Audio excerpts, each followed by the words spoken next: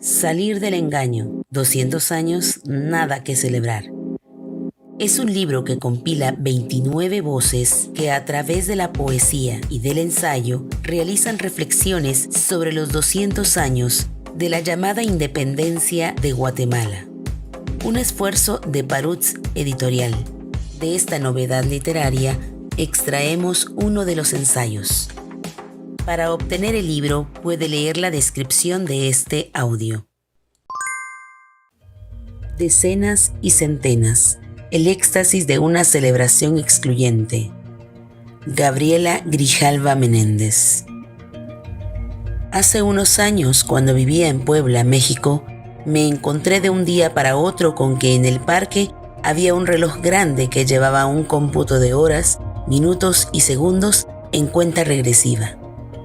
Parecía una bomba de esas que aparecen en las películas de acción de Hollywood, y le pregunté a mi acompañante: «Oye, ¿y ese reloj qué cuenta?». Me dice: «Pues el tiempo que falta para que llegue el bicentenario de la independencia de México». No le puse mucha atención al tema, hasta que en el año 2020 empezó el problema aquí en Guatemala.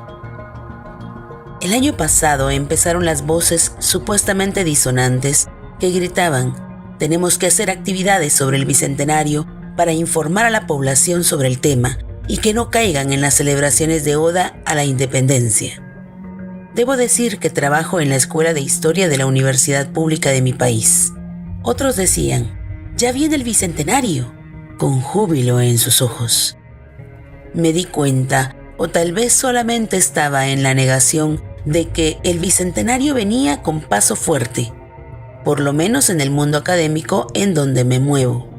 Luego de estas dispersas palabras de introducción, me quiero referir a 4 aspectos. ¿Existe en realidad la independencia?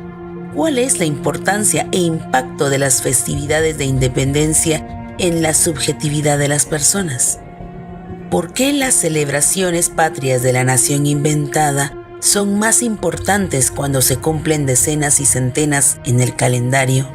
Y finalmente, ¿por qué en la academia se trata de hacer una crítica al bicentenario? Sin embargo, todo se denomina bicentenario como una categoría nominadora y denominadora.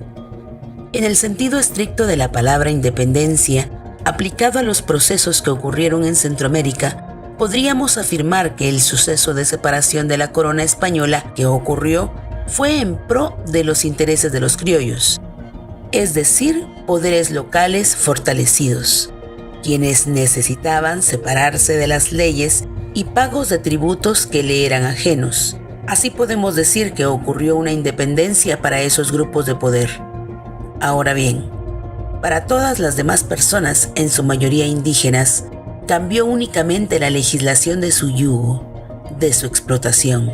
Más allá de ondear banderas los 15 de septiembre, cantar el himno nacional y organizar desfiles de corte militar, es imprescindible entender el impacto de este tipo de apuntaladores de la idea de Estado-nación como una comunidad imaginada. Es posible que en el caso de nuestro país este proceso no sea tan visible como en el caso mexicano. En lo personal, como niña nacida en el exilio en tierras mexicanas y educada en el civismo e historia de dicho país, todavía siento cómo se me eriza la piel al oír el himno nacional de México, y quizás una lágrima busca rodar en mi mejilla pensando con nostalgia en la tierra de los Pumas. Aunque esté muy clara en la alienación e ideas hegemónicas que en mi subjetividad viven, no puedo dejar de sentirlo. El caso guatemalteco es distinto. Aún así, cabe mencionar que en el centenario de la independencia de Guatemala, los festejos fueron mucho más contundentes, pues la caída de Estrada Cabrera se vivió cerca de esta fecha. Así se fundaron teatros, escuelas y parques, entre otras cosas. El bicentenario, 200 años después de firmada el Acta de la Independencia, está menos fresco que el centenario, evidentemente.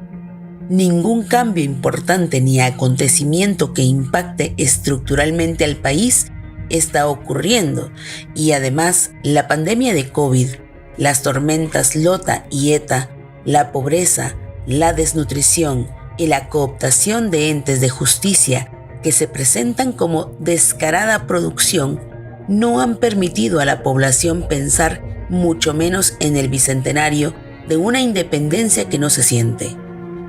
No dudo, sin embargo, que el 15 de septiembre habrá banderitas, antorchas y patrio ardimiento como todos los años. Ahora bien, el gobierno empecinado en la celebración, ya sea por costumbre, por necesidad de fortalecer la mediación y la hegemonía, o por limpiarse un poco la cara, ha decidido hacer festejos y construcciones dedicadas a la fecha. La primera celebración que se realizó a cargo del gobierno de Yamatei fue en Izimché, ciudad cachiquel invadida por los españoles en el año 1524. Al evento asistieron los ministros, embajadores y gente importante del país, porque el COVID no acepta al pópulo. Se colocó una tarima frente a una de las estructuras y se reflejaron los símbolos nacionales en el sitio. Mala decisión, ignorancia o demostración de poder, no lo sé. El caso es que se convirtió en una afrenta a la memoria de los pueblos indígenas, celebrando la masacre de la invasión y una independencia que para la mayoría no existió. Los parques que el gobierno tiene planeado construir han despertado toda clase de oposición y críticas de varios sectores. En Quetzaltenango lograron que no se construyera el famoso parque, no tanto por la conciencia de lo ridículo de la celebración, sino por la tala de un bosque que se iba a realizar. Algunas voces decían que ese dinero debía gastarse en las vacunas para el COVID y otros en la desnutrición, aunque para esto último no contaban con la iniciativa del presidente, quien propuso que la población done centavitos para pelear la desnutrición, porque el dinero no alcanza. Menudo descaro del señor, luego de solicitar préstamos y de la corrupción y robos que se han comprobado en su gobierno. En fin, es siempre importante cuando llegamos a las decenas y centenas conmemorar eventos que pasaron. Miremos, hace 20 años cayeron las Torres Gemelas, hace 30 años cayó la Unión Soviética, hace 40 años se casaron mis abuelos y finalmente, hace 200 años, fue la independencia de nuestro amado país. No entiendo por qué no puede ser hace 21 años, hace 33 o hace 124. Existe una extraña fijación en los números redondos y los múltiplos de 5, aunque sabemos que el tiempo es arbitrario. La Academia Guatemalteca, muy cómoda con esta temporalidad, ha decidido realizar una serie de actividades críticas y conmemorativas al Bicentenario. Así surgen comisiones del Bicentenario en la Universidad San Carlos, que buscan informar a la población de por qué se conmemora la fecha y se critican las festividades. Muchas de las actividades y propuestas son muy interesantes y realmente proponen un enfoque distinto y relevante a la conmemoración del evento, pero siguen teniendo un grave problema. Continúan llamándolo de la misma manera, Bicentenario de la Independencia. Y es un problema porque denomina de una forma positiva e identitaria el hecho, es decir, aún desde la crítica permanece inerte el término y el porqué de la conmemoración de una independencia que para la mayoría de las personas del territorio, que ahora es Guatemala, no fue. Los congresos, encuentros y actividades de la universidad y otras instituciones del país y de Centroamérica en general siguen llamándose hacia el Bicentenario, Congreso del Bicentenario, la identidad vista desde el Bicentenario, etc.